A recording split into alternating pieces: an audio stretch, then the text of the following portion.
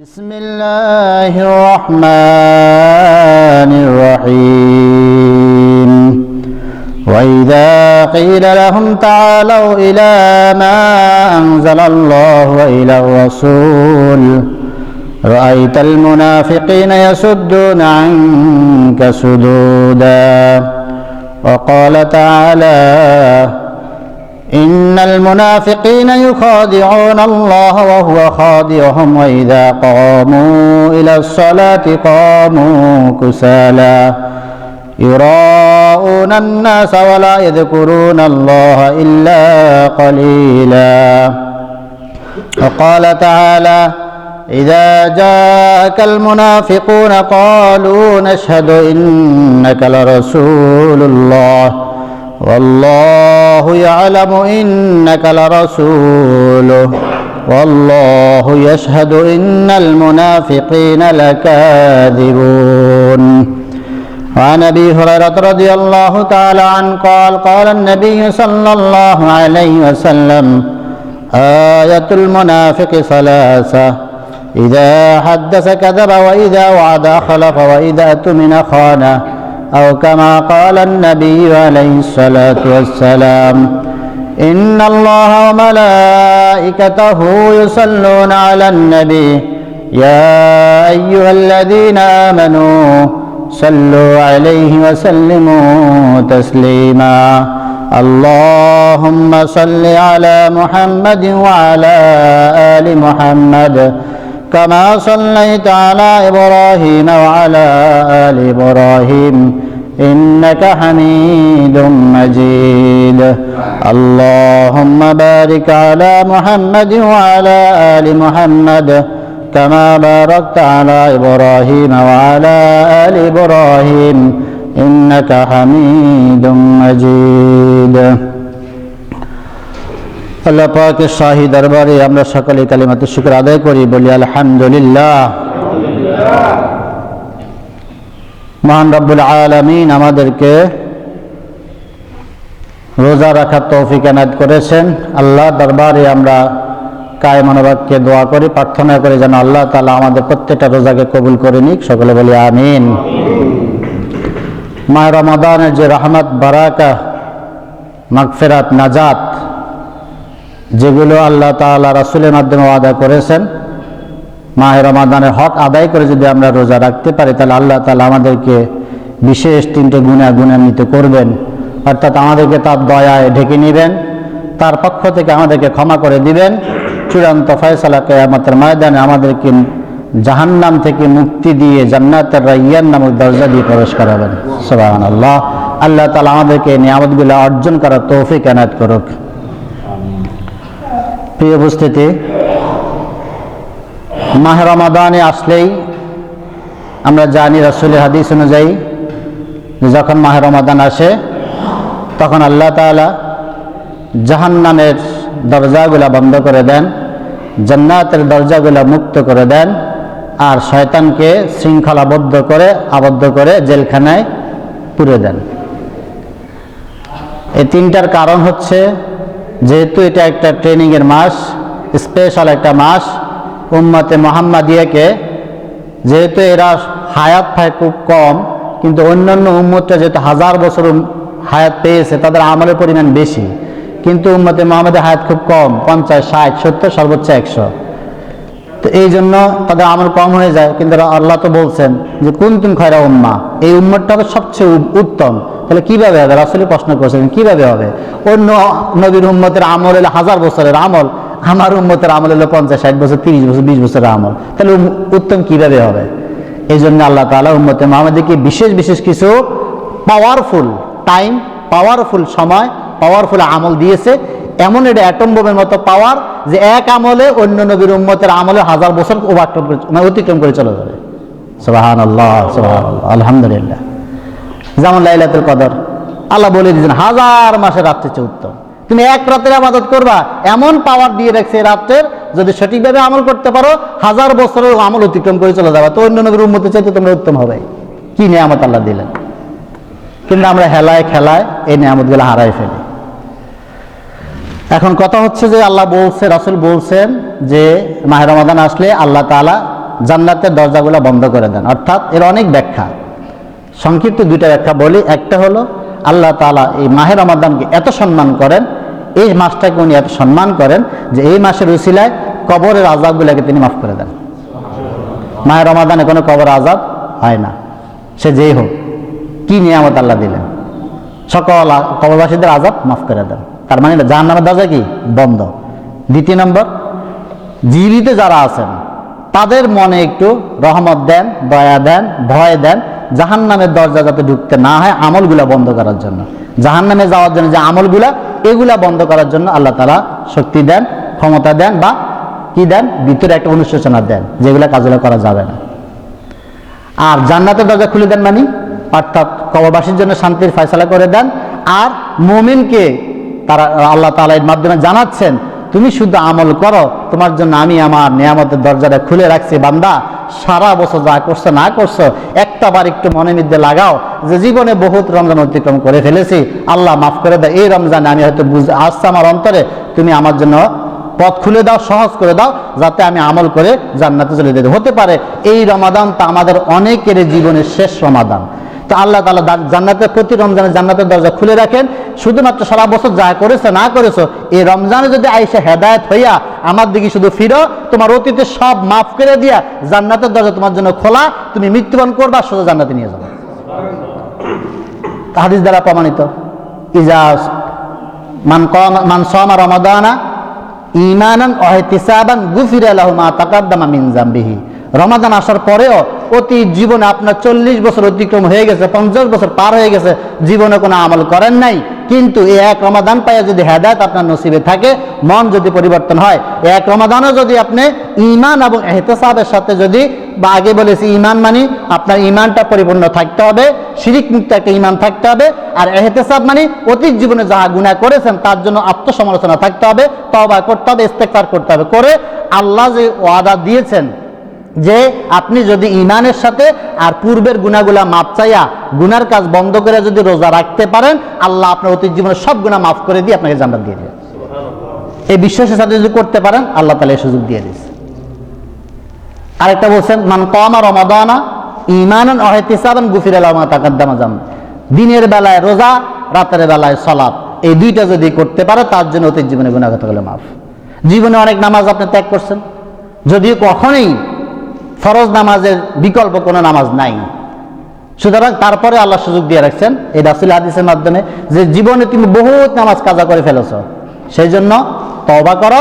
আর এই রোজা আছে, নামাজের ফরজটা আদায় করবাই, রাতের বেলায় দাঁড়িয়ে আল্লাহর সাথে একাকী নামাজে দাঁড়িয়ে যাও, কিয়ামুল লাইল করো, সালাতুত তারাবি পড়ো, সালাতুত তাহাজ্জুদ পড়ো, পড়ে সেজদায় পড়ে আল্লাহর কাছে চোখের পানি ছেড়ে দিয়ে বলো, আল্লাহ জীবনে বহুত ফরজ তরক করেছি, আমি জানি আমার এই টুটা ফাটা 2-4 রাকাত নামাজ তোমাদের ওই ফরজের তুল্য না, কিন্তু তুমি রহমানুর রহিম, গফুরুর রহিম, তুমি ইচ্ছা করলে আমার এই আমলের মাধ্যমে আগেরগুলো সব মাফ করে দিয়ে আমাকে তুমি ক্ষমা করতে পারো।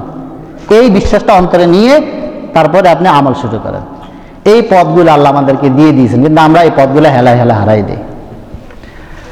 এখন মূলত আজকে বলার উদ্দেশ্য হচ্ছে, আমি 3 জায়গা থেকে 3টা আয়াত তেলাওয়াত করেছি, একটা হাদিস পড়েছি। এই হাদিস এবং আয়াতের মধ্যে একটা শব্দ আছে, এই শব্দটা আমরা সবাই জানি। কি শব্দটা? কি কি বলেন? মুনাফিক। কি শব্দটা? মুনাফিক। বলার উদ্দেশ্য হচ্ছে, আমরা অনেকেই এই যে মাহ রমাদানের যে গুরুত্ব, ফজিলত, আমল অনেকেই করি, আমরা করি, কিন্তু একটা কারণে আমাদের সব আমল বরবাদ হয়ে যায়। একটা কারণে আপনি মাপ পাবেন না, আপনি ক্ষমা পাবেন না, আল্লাহ যে ওয়াদা সেটা আপনি পাবেন না। কেন? এই আচরণ যদি আপনার মধ্যে থাকে, এখান থেকে যদি না ফিরেন, তাহলে আপনি মাপ পাবেন না। এটা কোনো কাফেরের মধ্যে নাই। এই শব্দটা কোনো মুশরিকের জন্য না, কোনো ইহুদির জন্য না, খ্রিস্টানের জন্য না, এই শব্দটা মুসলমানের জন্য। এই লোকগুলা কাফের না, মুশরিক না, ইহুদি না, খ্রিস্টান না, বেদুইন না।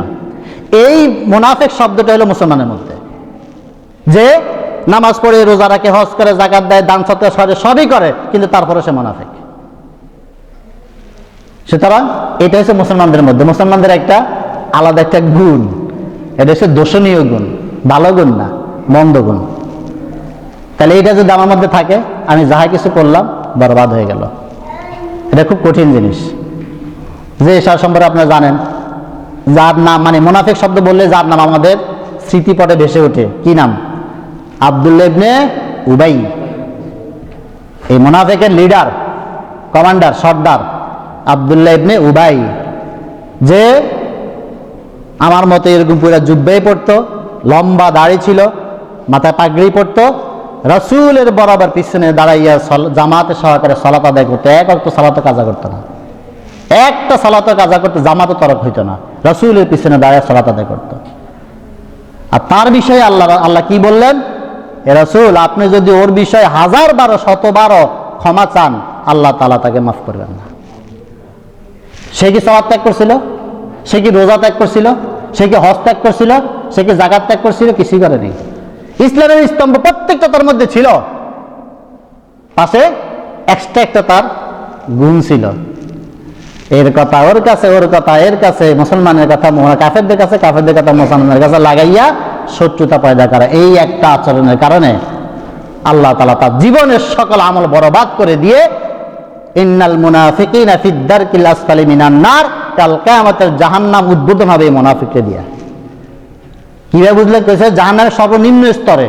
তাহলে যাকে আগে ফালাবে সে তো সবার নিচে যাবে, তাহলে কাফেরদেরকে যদি আগে ফালায় তাহলে কাফেররা নিচে যাবে। তার মানে জাহান্নামের উদ্বোধন হবে কাফের আর মুশরিককে দিয়ে নয়, জাহান্নামের উদ্বোধন হবে মুনাফিকদেরকে দিয়া।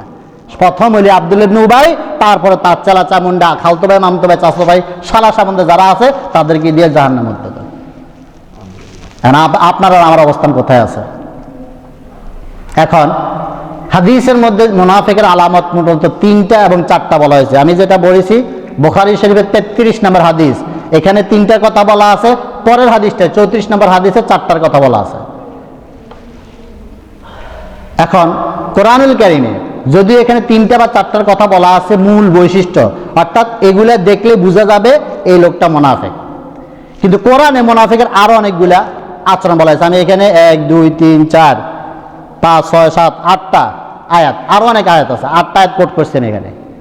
8টা আয়াতে এই মুনাফিকের খাসলত সম্পর্কে বলা হয়েছে এবং তার পরিণতি সম্পর্কে বলা হয়েছে। প্রথমে আসে সিরিয়ালে সূরা নিসা 61 নম্বর আয়াত। আল্লাহ কি বলছেন? বিসমিল্লাহির রহমানির রহিম, ওয়া ইযা কিলা লাহুম তাআলাউ ইলা মা আনজালাল্লাহ, যখন তাদেরকে বলা হয় ভাই আসো তোমরা, ইলা এই দিকে, মা আনজালাল্লাহ আল্লাহ তাআলা যা নাজিল করেছেন আমাদের উপরে, রাসূলের উপরে, অর্থাৎ কোরআনুল কারীম, আল্লাহ যে বিধিবিধান আমাদের উপর নাজিল করেছেন এই দিকে তোমরা ফিরে আসো। কাফের মুশরিকদের কথার দিকে যাইও না, আল্লাহর কথার দিকে ফিরে আসো। ওয়া ইলার রাসূল, এবং রাসূলের কথার দিকে ফিরে আসো, অর্থাৎ কোরআন এবং সুন্নাহ, কোরআন এবং সুন্নাহ এই দুইটার দিকে ফিরে আসো। রাআইতাল মুনাফিকিনা, তখন তুমি দেখবা মুনাফিকরা ইয়াসুদ্দুনা আনকা, তোমার কাছ থেকে দূরে সরে যাবে, সুদুদা অনেক দূরে। আপনি ডাকবেন নামাজে, সে যাবে অন্যদিকে। আপনি বলুন ভাই দান খারাত করো, সে বলবে দৌড় কিসের মসজিদে দান খারাত কর, হুজুরে ভালো না। আপনি বলুন তাফসির মাহফিলে আসা করে, দৌড়ে কিসের হুজুরে তাফসির মাহফিল, এই রাজনীতির কথা বলে। আপনি বলুন ভাই রোজা রাখা করে, দূরে নিয়ে রোজা রেখে কতজন কি করছে, ওই রোজা রেখে কি করছে। অর্থাৎ আপনি যত আল্লাহর বিধানের দিকে ডাকবেন, সে বিপরীত একটা যুক্তি আপনাকে দাঁড় করায় দিয়ে আপনার থেকে দূরে সরে যাবে। এটা হচ্ছে মুনাফিকের 1 নম্বর খাসিয়ত। এই চরিত্র আমাদের অনেকের ভিতরেই আছে। আল্লাহ এবং তার রাসূলের দিকে আপনি একটা আমল করতেছেন, ইবাদত করতেছেন, কিন্তু ইবাদতটা রাসূলের সুন্নাহ মতো হচ্ছে না, রাসূলের নিয়ম মতো হচ্ছে না, সুন্নাত তরিকা হচ্ছে না। আপনাকে বলে দিলাম ভাই এটা সুন্নাহ মতো হচ্ছে না, দূরে নিয়ে আপনার আমল আপনি করেন, আমি আপনার চেয়ে বেশি বুঝি। দাড়ি কি এমনি সাদা হয়েছে? এই নামাজের কাটা সোজা করার জন্য পারি না, যতটা নিয়ে আসে না, কার আপনি বেশি বুঝেন নিয়ে লাগে লাগে লাগে দায়িত্ব হয় নাকি? এরকম অবস্থা। তো এরকম প্রত্যেকটা ক্ষেত্রে আপনি যখন আল্লাহ এবং তার রাসূলের দিকে ডাক দিবেন, আল্লাহর বিধানের কথা বলবেন। আমরা বলি যে ইসলাম, রাষ্ট্রে ইসলাম কায়েম করা, দৌড়ে মিয়া ইসলাম আবার রাজনীতি আছে নাকি? আমি যখন বলি সুদ ভিত্তিক অর্থনীতি চলবে না, জাকাত ভিত্তিক, দৌড়ে মিয়া আপনি বেশি কথা বলেন, বর্তমানে চলে নাকি?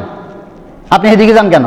আপনার কাজ মসজিদ মসজিদ বসে থাকেন। অর্থাৎ যতটা আপনি আল্লাহর বিধানের ডাক দিবেন, সে বিপরীত দিকে যাবে। এই হচ্ছে মুনাফিকের 1 নম্বর আলামত। এটা সূরা নিসার 61 নম্বর আয়াতে বলছেন যে যখন আপনি তাদেরকে ডাকবেন যে আসো আল্লাহর কালামের দিকে, আল্লাহর বাণীর দিকে, রাসূলের তোর পথে আসো, তখন সে আপনার থেকে অনেক দূরে চলে যাবে।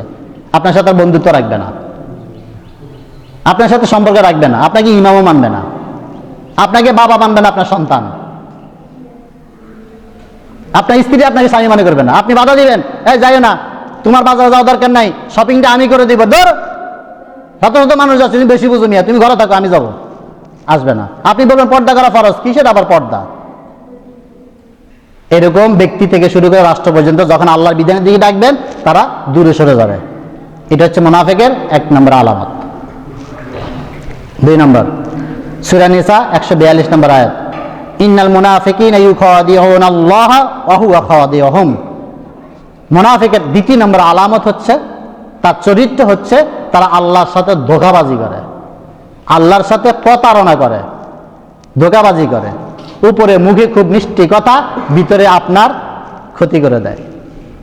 উপরে খুব আল্লাহ আল্লাহ রাসূলের নামে বলে, আমি বহুত দেখেছি, আরে আমি সিরাতুল মুস্তাকিমের পথে চলি। এর আগে একদিন, তার নামও মনে নেই, এক ব্যক্তি কোন এক তাফসীর মাহফিলে প্রধান অতিথিরা সভাপতি ছিলেন, দাড়ি চাচা একেবারে ফেরাউনের মতো।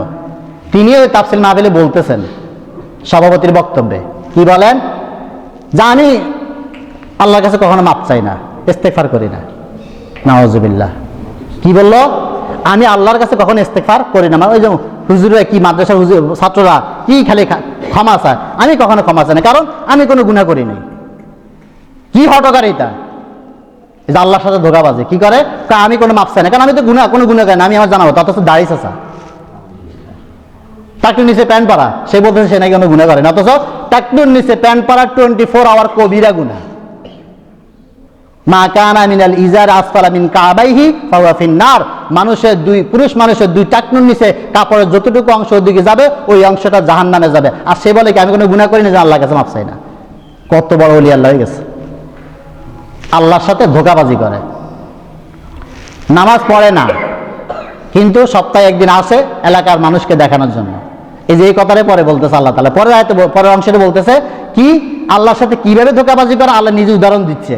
ওয়াইজা কমু ইলাস সালাতে কমু কুসালা। একটা উদাহরণ আল্লাহ তাআলা দিছে, যে যখন এরা নামাজে আসে তখন এরা অলসতা, মানে তার মনে চায় না, কিন্তু যেই কোনো একটা কারণে, যে কোনো একটা স্বার্থ হাসিলের জন্য নামাজে আসে। আবার যদি আসেও ঠিক মতো নামাজের আরকানগুলো আহকামগুলো আদায় করে না, তার যেভাবে রুকু করার দরকার, সিজদা করার দরকার, এইভাবে করে না, টুপুর টুপুর করে চলে যায়। এই যে তারাবি সালাত, কি বলবো, বাংলাদেশে 99% মানে মসজিদে তারাবি সালাত আদায় হয় না।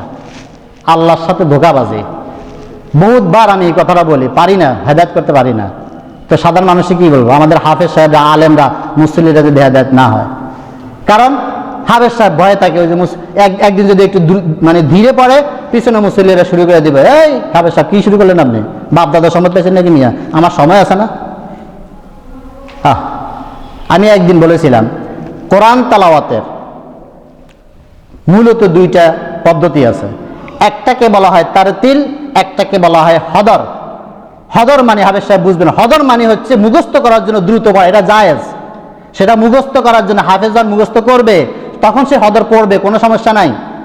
কিন্তু নামাজে আল্লাহ তাআলা এর জন্য বলে দিয়েছেন অরাত্তিলিল কোরআন তারতিলা। সূরা মুজাম্মিলে কেন বললেন, তুমি লাইলা ইল্লা কলিলা অরাত্তিলিল কোরআন তারতিলা?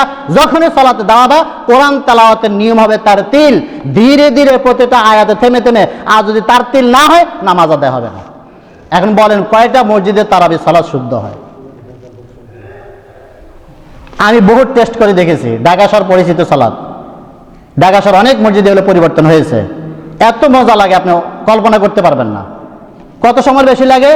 সর্বোচ্চ 15 থেকে 20 মিনিট। দ্রুত পড়লে যত সময় লাগে তার চেয়ে সর্বোচ্চ 15 থেকে 20 মিনিট সময়টা বেশি লাগে, যদি আপনি তারতিল সহকারে তেলাওয়াত করেন। তাহলে আল্লাহর সাথে ধোঁকাবাজি না? আল্লাহ বলছেন তারতিল করো, তুমি করতেছো হদর, তো হইল আল্লাহর সাথে ধোঁকাবাজি। কি 20 টাকা আদায় করার জন্য টুপুর টুপুর দিয়ে আবার চলে গেলেন। আরে তাশাহুদটা পড়তে পারি না, আমার এমন আফসোস লাগে। তাশাহুদটা শেষ করতে আমি বুঝি না। আমি যখন পড়ি যে তাশাহুদ মাত্র শেষ করলাম, উনি সালাম ফিরে ফেললো। আরে ভাই দুরূদ পড়লাম কখন? আমি কিভাবে পড়ি? আত্তাহিয়াতু লিল্লাহি ওয়াসসালাওয়াতু ওয়াত-তাইয়্যিবাত, এভাবে পড়ি। তাহলে উনি ইচ্ছে কিভাবে আত্তাহিয়াতু লিল্লাহি ওয়াসসালাওয়াতু এইভাবে, তাহলে এটা হইল? এটা হচ্ছে আল্লাহর সাথে ধোঁকাবাজি। এই জন্য আল্লাহ বলছেন ওয়া ইযা কামু ইলা সালাতি কামু কুসালা। আমাদের সমাজে শুধু মারামারি আছে, 8 না 20, 8 না 20 না 10 না 12, এগুলো নিয়ে মারামারি আছে। কিন্তু একটা মুসলিম মারামারি নাই যে কেন তাড়াতাড়ি পড়লো, ধীরে পড়ো, এটা নিয়ে মারামারি নাই। ইউরাউনান নাসা ওয়া লা ইয়াযকুরুনাল্লাহা ইল্লা কালিলা। 3 নম্বর আল্লাহ বলছেন যে কারা আল্লাহর সাথে ধোঁকাবাজি করে, ইউরাউনান নাসা, যারা প্রকৃতপক্ষে আল্লাহ সন্তুষ্টির জন্য কোনো আমল করে না, মানুষকে দেখানোর জন্য তারা আমল করে। যদিও ভালো কিছু কাজ করে, এই মুনাফিকের আলামত হচ্ছে তারা লোক দেখানোর জন্য আমলগুলা করে, আল্লাহ সন্তুষ্টির জন্য নয়। ওয়ালা ইয়াযকুরুনাল্লাহ, 4th নম্বর হচ্ছে ওয়ালা ইয়াযকুরুনাল্লাহ, তারা আল্লাহ জিকির করতে চায় না, আল্লাহকে স্মরণে রাখতে চায় না। কিভাবে? হয়তো বলবেন যে সারাক্ষণ কি আল্লাহ জিকির, না এটাকে না, ওই পিসাবের দ্বারা যে হা জিকির করা, এটা না। ওয়ালা ইয়াযকুরুনাল্লাহ এটা মুজারে সিগা, অর্থাৎ করতেছে না, করে না, এটা দায়মি আমল সবসময়, অর্থাৎ যে কোনো কাজ যখন করে আল্লাহকে স্মরণ করে করে না, আল্লাহর বিধান অনুযায়ী করে না। ইল্লা কলিলা, কিছু সময় ছাড়া। ওই যে নামাজ আইসা টুপুর টুপুর কদ্দুর পড়ে, এখানে হয়তো আল্লাহর একটু জিকির হয়, মাঝে মধ্যে একটু যখন সমাবেশে যায় তখন একটু আল্লাহ রাসূলের নাম বলে। এই ধোঁকাবাজ যারা আল্লাহর সাথে ধোঁকাবাজি করে, অহুয়া খাদিউহুম, অথচ আসলে আল্লাহর সাথে ধোঁকাবাজি না, ধোঁকাবাজিটা নিজের জীবনের সাথে করলেন। এরপরে সূরা নিসার, সূরা তাওবা 67 নম্বর আয়াতে আল্লাহ কি বলছেন? সূরা নিসা কিন্তু আরো অনেকগুলো আয়াত আছে, আমি বলে গেলাম 67 নম্বর আয়াত আল্লাহ কি বলছেন? আল মুনাফিকুনা ওয়াল মুনাফিকাতু বাদুহুম মিন বাদ। মুনাফিক একজন একজনের খুবই প্রিয় বন্ধু, এরা একটার সাথে খুব দোসর। ইয়ামুরুনা বিল মুনকারি ওয়া ইয়ানহাউনা আনিল মারুফ, এরা একজন আরেকজনকে কি করে? ইয়ামুরুনা, আদেশ করে, উদ্বুদ্ধ করে, পরামর্শ দেয়, সুপারিশ করে, সহযোগিতা করে, বিল মুনকারে, খারাপ কাজে, নিষিদ্ধ কাজে, গরিত কাজে, অপছন্দনীয় কাজে, এগুলোতে উদ্বুদ্ধ করে। ওয়া ইয়ানহাউনা আনিল মুনকারে, আর ভালো কাজ থেকে মানুষকে ফিরিয়ে রাখে। নিজে সিগারেট খায়, দোস্তের কাছে তুই একটা খা, দোস্ত যদি বলছে নামাজ আর বেড়া, নিজ জীবন নামাজ বহুত, নামাজ পড়ে কি হবে, দুনিয়া এলো মজা জায়গা, চল নামাজ ঘুরে হইলে পড়বি না, চল একটু সিগারেট টেনে আসে, চল অমুক পাড়ায় মহিলা কলেজ আছে, মহিলা মাদ্রাসা আছে, ওইখানে একটু দাঁড়ায় থাকি, মেয়েদেরকে একটু টিচ করে আসে। নিজে সুদের ব্যবসা করে, আরেকজনকে উপদেশ দেয়, বেটা আমি তো কিন্তু কিস্তি লইছি, তুইও কিস্তি ল। এক রিক্সাওয়ালা আর রিক্সাওয়ালাকে বুদ্ধি দেয়, বেটা আমি তো এখান থেকে কিস্তি লইছি, তুই এখান থেকে কিস্তি ল। অর্থাৎ নিজে যতগুলো খারাপ কাজ করে আরেকজনকে উদ্বুদ্ধ করে, এরা একে অপরের বন্ধু, দোসর। এটা হচ্ছে মুনাফিক। নিজে রোজা রাখে না, আরেকজনকে রাখতে দেয় না, নিজে দোকান খোলা রাখে, আরেক দোকানদারকে তুই খোলা রাখ, তাহলে আমাদের দল ভারী হবে, তাহলে আর মুসলিরা আমাদের কিছু বলতে পারবে না। দেয় না, টার্মিনালে সব হোটেল খোলা, পারবেন না, তাহলে সিন্ডিকেট তো। ওরা এতগুলো জমা হয়েছে, আপনি গেলে আপনাদের দিব মায়ের। এটা হচ্ছে মুনাফিক। নিজে খারাপ কাজ করে, মানুষকে খারাপ কাজে উদ্বুদ্ধ করে, সহযোগিতা করে, পরামর্শ দেয়, সুযোগ তৈরি করে দেয়। মারুফ, যত ভালো কাজ আছে ভালো কাজ থেকে মানুষকে ফিরিয়ে রাখবে, বিভিন্ন রকমের কথা দিয়া, বিভিন্ন রকমের যুক্তিকতা দিয়া, হুজুরদের দোষ দিয়া, আলেমদের দোষ দিয়া, ইসলামের দোষ দিয়া। একটা মানুষ হয়তো মুসলমান হয়তো একটা খারাপ কাজ করছে, ওরা দোষ দিয়ে বাকি সব মুসলমানদের খারাপ বানাই দিবে, হুজুর টুপিওয়ালা দেখে খারাপ বানাই দিবে। ফায়াকিবিদুনা আইদিয়াহুম, আর তারা তাদের হাতটাকে গুটিয়ে রাখে, মানে কোনো দান সদকা খয়রাত করতে চায় না। দান করতে বলে, আরে বেটা দান করে কি করবি, নিজের সম্পদ আরেকজনের দেওয়ার কোনো দরকার আছে? ওই এমনি, ওরা অনেক এমনি পাবে, এরা সব ভং ধরছে, কত রকমের কথা। এরা তো শুধু জায়গা থেকে খাইয়ে চলে, এই মাদ্রাসা হুজুরে কি করে শুধু জায়গা থেকে আড়া বছর, এরা কামে এটা কোরআন বেচে টাকা খায়, দিন বেচে টাকা খায়, নামাজ বেচে টাকা খায়, কিসের ইমামত, এটা কি বেতন দিবে, এ তো নামাজ বেচে টাকা খায়। কত যুক্তি তার মাথায় ঘুরে, এটা কি জায়েজ আছে নাকি? কোরআন বেচে খাওয়া কি জায়েজ আছে নাকি? ফতুয়া জানে আবার খুব বড় বড়, কিন্তু নামাজের এক দ্বারা জানে, কোরআন পড়তে জানে, কিন্তু ফতুয়া জানে। এরকম কিভাবে? ইয়াকিবিদুনা আইদিয়াহুম, তাদের হাত থেকে গুটিয়ে রাখে, ভালো কোনো কাজে তাদের হাত প্রসারিত হয় না। নাসুল্লাহ ফানাসিয়াহুম, চূড়ান্ত ফয়সালা কি হলো? তারা এরকম করতে করতে আল্লাহকে ভুলে গেল, বিনিময়ে আল্লাহ তাদেরকে ভুলে গেল। কি মনে করলেন? আপনি মুনাফিকি করার কারণে আপনি আল্লাহকে ভুলে গেলেন, আল্লাহ আপনাকে ভুলে গেল। যদি আল্লাহ আপনারে ভুলে যায়, আপনার পরিণামটা কি হবে? আপনার স্ত্রী যদি আপনাকে আজকে বাসা যাওয়ার পরে বলে তোমার আচরণে অতিষ্ঠ, আমি তোমাকে ভুলে গেলাম, আপনার দিলে কেমন আঘাত লাগবে? আপনার বাবা যদি আপনাকে বলে তোমার আচরণে কষ্ট পাইয়া আমি তোমাকে ভুলে গেলাম, আমি আমার সম্পদ থেকে তোমাকে একদম বহিষ্কার করে দিলাম, আপনার দিলে কত আঘাত লাগবে? আর আল্লাহ বলছেন নাসুল্লাহ ফানাসিয়াহুম, তারা আল্লাহকে ভুলে গেছে, আল্লাহ তাদেরকে ভুলে গেছে।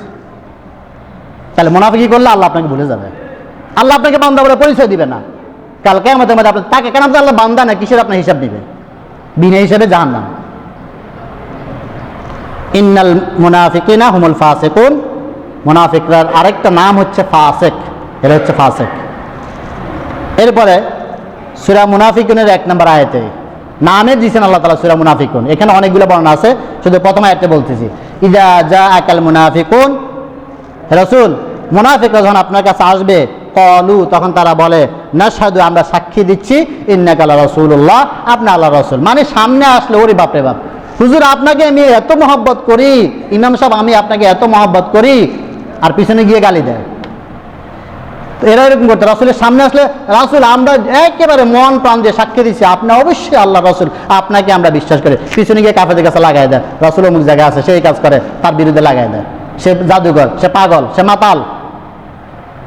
মুসলমানদের সম্পর্কে তথ্য দিয়ে দেয়, আলেমদের সম্পর্কে তথ্য দিয়ে দেয়, তাফসীর কোরআন হচ্ছে, কোরআন আলোচনা হচ্ছে, গোয়েন্দা সংস্থার কাছে খবর দিয়ে দেয় এখানে জঙ্গি ট্রেনিং হচ্ছে। মাদ্রাসা কোরআন তেলাওয়াত হয়, দ্বীনের খেদমত হয়, দ্বীনি আলোচনা হয়, যায় পুলিশের কাছে লাগা দেয়, ওইখানে কি জঙ্গি কার্যক্রম চলছে। জঙ্গি কি? ওইখানে তাফসীর পাওয়া গেছে, হাদিস পাওয়া গেছে, হিজতুল মুসলিম দোয়া বই পাওয়া গেছে, এটা নাকি জঙ্গি। এটা তো আমরা দেখছি দীর্ঘ 16-17 বছর।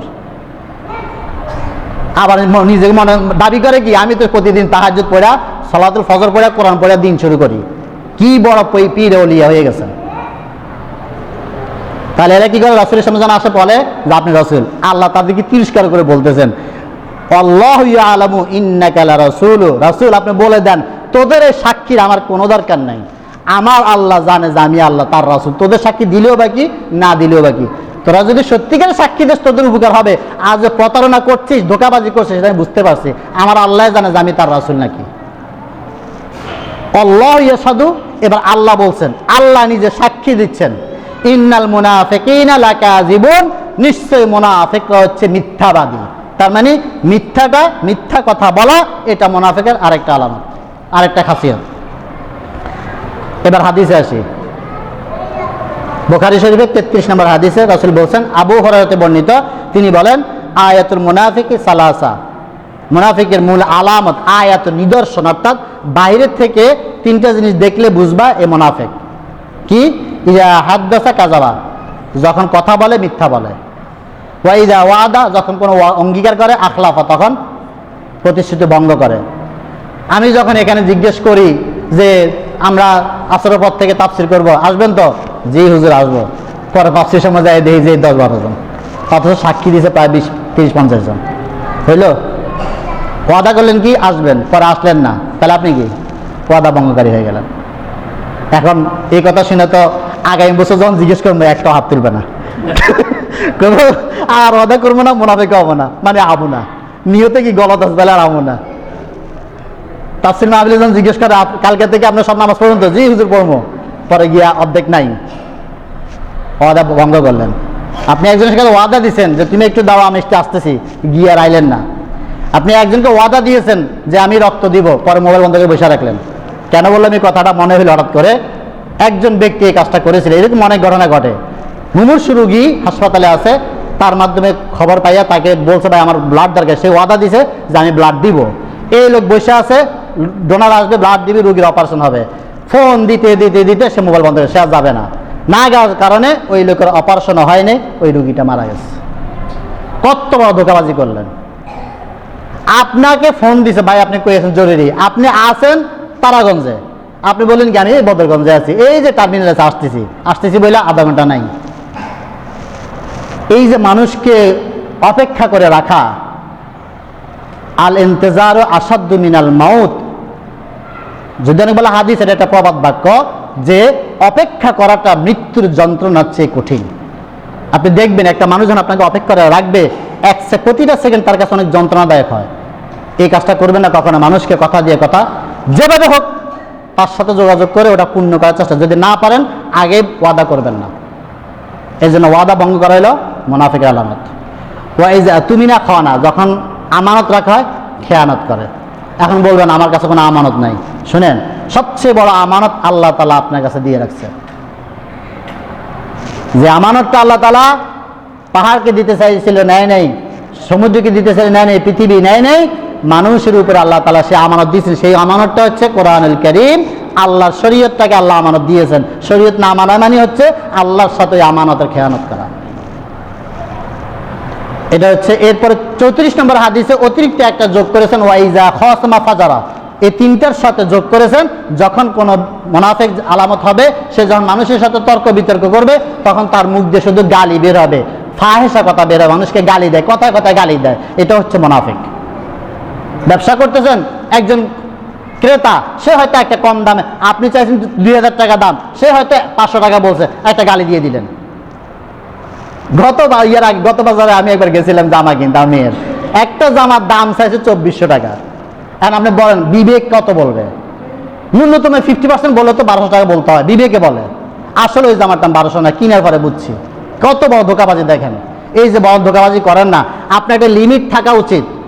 আপনি ওই জামাটার দাম আপনার কিনা দাঁড়ান 600 টাকা, আপনি হয়তো 1000 টাকা দাম চান, আপনি দাম চাইলেন কত? 2400 টাকা। কারণ আমার তো বিবেক। আর হইলাম মোল্লা মানুষ, এমনিতে তো গালি দেয় মানুষ, যে মোল্লারা কিপটা হয়। বাধ্য হইয়া আমি 1200 টাকা বলছি, বাধ্য হইয়া, যে 50% না বললে কেমন হয়? ঠিকই 1200 টাকা দিলে পরে, তাহলে কি তার লস হলো? সে কি লস করে দিছে? ন্যূনতম 300-400 টাকা লাভ নিচ্ছে, সে আমার ছাড়ে না, ঈদের বাজার। তাহলে কত বড় ধোকাবাজি আমার সাথে করলেন, কত বড় ধোকাবাজি আপনি আমার সাথে করলেন। 1200 টাকা দিয়া 2400 টাকা চাই বসে যাবেন, আপনি হালাল মনে করছেন না। এখন মুনাফিকের আলামত কয়েকটা বললাম, আচরণ বললাম। এইগুলো যদি থাকে, আল্লাহ তাআলা যে ওয়াদা দিয়েছিলেন যে রহমত, বারাকাত, নাজাত, একটাও আপনি পাবেন না। কারণ এর মাধ্যমে প্রতিনিয়ত আপনি জাহান্নামের দিকে বেশি আগায় যাচ্ছেন, জান্নাতের দিকে কম আগায় যাচ্ছেন।